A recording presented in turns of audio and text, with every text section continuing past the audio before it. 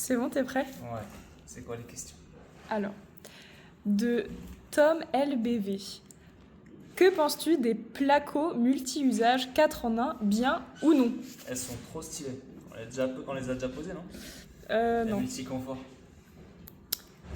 Moi, non. Si, on l'a déjà fait, on l'a déjà utilisé, la multi-confort, t'as juste oublié. Je crois que c'est si on parle bien de la même plaque, c'est une plaque qui est blanche et qui est plus résistante à l'humidité et au choc. Elle est un peu plus lourde que la BA13 standard. Enfin, moi j'ai la multi-confort. Ça me dit un truc, oui. J'ai la multi-confort de chez Placo en tête. Ou de chez Signal, je sais pas. Ça me dit un truc. Mais si c'est celle-ci, ouais, j'ai déjà utilisé et franchement, elle est incroyable. Max RZH. Préférence Isover ou Knauf? Perfo de merde. Alors, niveau prix, je sais que Knauf sont un peu moins chers qu'Isover. J'ai posé les deux chez des clients différents. Donc, ça dépend vraiment de ce que tu fais et de la quantité de laine dont tu as besoin. Les deux sont des très bonnes marques, de toute façon. Ok. Je préfère Isover. Ok, ça. Je te pose des questions que pertinentes, hein. Genre sur le placo. Si tu veux. Depuis combien de temps t'es plaquiste? Depuis, officiellement, depuis mes 14 ans en pré-apprentissage. De Camille BR, sous rampant, comment on fixe le pare-vapeur après les fourrures? Comment on fixe le pare-vapeur après les fourrures? Ah ben là, on n'a pas de quoi montrer. Mais on utilise généralement soit du double face, soit de la néoprène en spray qu'on vient pchiter sur toute la fourrure. Et ensuite, la membrane, elle reste collée dessus. Ok. Et on plaque directement pour éviter qu'elle se décolle. Ouais, on n'attend pas longtemps. Hein. Eric Lafage, bonjour. Bonjour. Quel écartement entre montants doit-on laisser pour une cloison à double pot de 2,60 m? Ben 60. En fait, tout dépend ce que tu vas mettre sur tes doubles pots. Si tu vas mettre beaucoup de poids sur ta plaque, du style tu vas faire du carrelage ensuite jusqu'en haut, ouais, alors ce serait pertinent de mettre les montants tous les 40. Mais généralement, tous les 60, c'est très bien, jusqu'à 3 mètres. Ok. Même plus que ça, 3 mètres et quelques. Quel isolant le plus efficace? Fin, entre parenthèses max 15 cm, et léger, pour un plafond en autoportée. J'ai peut-être pas la vérité infinie, mais j'irai taper dans la laine de verre de chez Isover. Et ensuite, tu regardes en fonction de tes besoins, si c'est plus des besoins phoniques ou thermiques, tu regardes ce qui t'intéresse. Mais Le R, tout ça. ouais, dans tous les cas, il y a quand même une recherche à faire. Et là, comme ça de tête, je pourrais pas te dire un modèle. La gamme qu'ils ont pour les plafonds plats, parce qu'entre plafond plat et rampant, déjà, tu as deux laines différentes, donc tu feras gaffe. Et puis en fonction, tu choisis. J'adore tes vidéos, comment tu fais pour être toujours au top comme ça et avoir toujours raison? De à côté de la... T'es pas censé lire le, Ah, pardon. le mec. Sur comment renforcer un placo pour y poser des meubles hauts dans une salle de bain en rénovation. Alors, tu peux renforcer tes cloisons en mettant généralement de l'OSB, du bois, dans les montants, entre tes montants. Là où tu sais que tu vas accrocher une télé, des meubles, ce que tu veux. Fais en sorte de mettre la plaque d'OSB à l'intérieur de tes montants et glisser du coup derrière ta berge. Et là, tu peux ensuite t'accrocher et mettre ce que tu veux. Victor Bélanger. Pour mon plafond, je mets mon placo sur la longueur, parallèle à mes fourrures ou perpendiculaire. Le mieux, c'est perpendiculaire. Si jamais tu dois forcément mettre ta BA13 parallèle à tes fourrures, parce que ton plafond, tu as envie de faire ça, tout simplement, fais en sorte de mettre tes fourrures tous les 40 cm, minimum. Tu ne peux pas mettre ta fourrure tous les 60, comme c'est préconisé dans le DTU, et mettre ta BA13 dans le même sens des fourrures. Est-ce que tu acceptes les stagiaires? Pas encore. Bientôt. Alors, il y a Vincent PRD. Salut, tu pourrais nous faire une vidéo sur les bandes? Non. Je t'emmerde. Non, j'ai pas envie. Déjà parce que j'en fais pas. J'en fais pas, je ne sais pas en faire. Je le dis ouvertement, c'est pas que je sais pas en faire. J'en fais jamais. On l'a tous fait au CFA, on l'a tous fait quand on avait une bricole. Mais là, pour le coup, je me sens vraiment illégitime. C'est pas mon cas. Ok, une question de Ju va bien. Tu vas bien? Bonjour, toujours un plaisir et des barres de rire tes vidéos. J'aimerais savoir comment tu as démarché pour tes chantiers. Je suis auto-entrepreneur, plaquiste. Bonne continuation, mon ami. Écoute, je fonctionne 99% de mes revenus sont en sous-traitance. Je travaille en sous-traitance avec des plus grosses entreprises pardon, avec qui je bosse quasiment toute l'année. Et pour les petites bricoles, les petits chantiers que je peux choper, c'est vraiment du bouche à oreille ou alors grâce au réseau. À l'eau voisin aussi, quand tu as besoin de quelques petits chantiers. Mais c'est tout.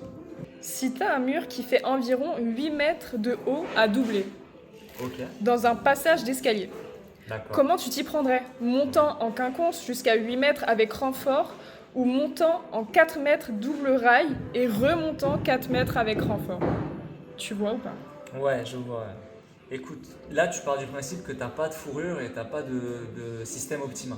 Je pense que ce serait le meilleur truc. Là, avec 8 mètres de hauteur, système Optima, tu ne te prends pas la tête. Tu splits une fourrure tous les 1,20 m et tu as ton système jusqu'en haut sans te prendre la tête à devoir doubler les montants. Si tu n'as pas ce système-là, en fait, C'est très compliqué. non, c'est pas très compliqué. Tu peux très bien mettre ton rail en bas, ton rail en haut et puis descendre tes montants comme ça avec un renfort tous les. Du coup, vu que c'est des doubles montants, tu peux mettre tes renforts tous les 2,50 m. Tu vois? Ou si c'est double pot, ou alors tous les 2,10 m, 2 mètres si c'est simple pot. Dans tous les cas, je te conseille vraiment l'Optima parce que c'est une galère. Mais ouais, dans tous les cas, il faut que tu fasses un renfort tous les 2 mètres. Pratiquement. De Johan PRTNR. Une cloison qui donne sur les parties communes 2BA13 montant 48 plus 2BA13 et porte palière. T'as compris? Ouais, Ok. c'est de la merde. C'était ça la question? Ouais, c'est ça. Trop nul. Si tu veux faire une cloison qui te sépare des parties communes, c'est pas une cloison que tu dois faire, c'est une SAD, c'est une cloison séparatrice en fait de logement.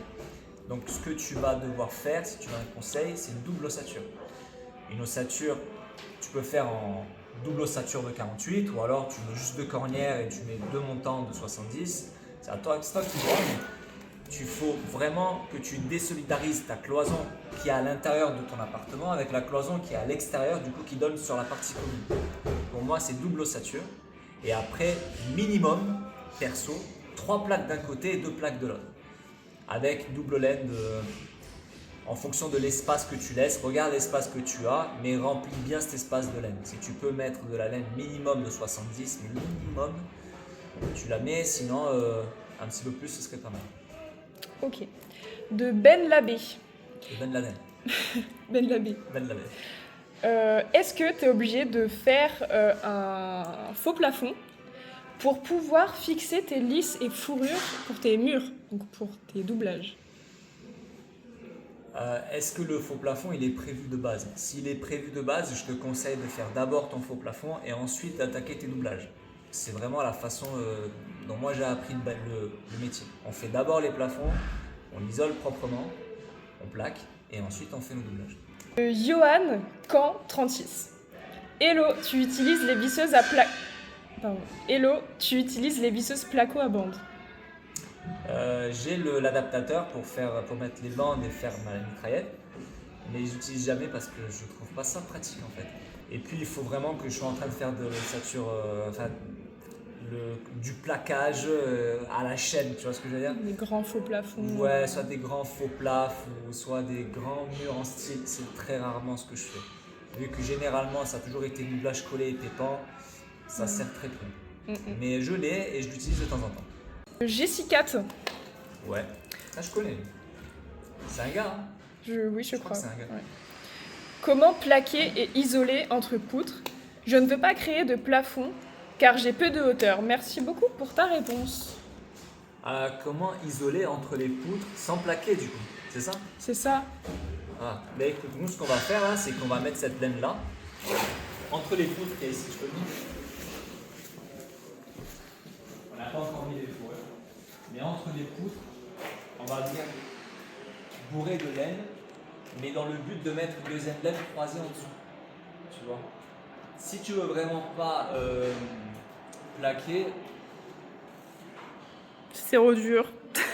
ouais, c'est ce que je pensais pour un rendu plus propre de l'extruder ou alors pareil, tu boucles de laine mais tu fais en sorte qu'elle bouge pas. Ensuite, tu mets des vis. Mais ça fait moche. Dans tous les cas, ça fait moche. Pas beau, ouais. Ouais. Je te conseille quand même de plaquer.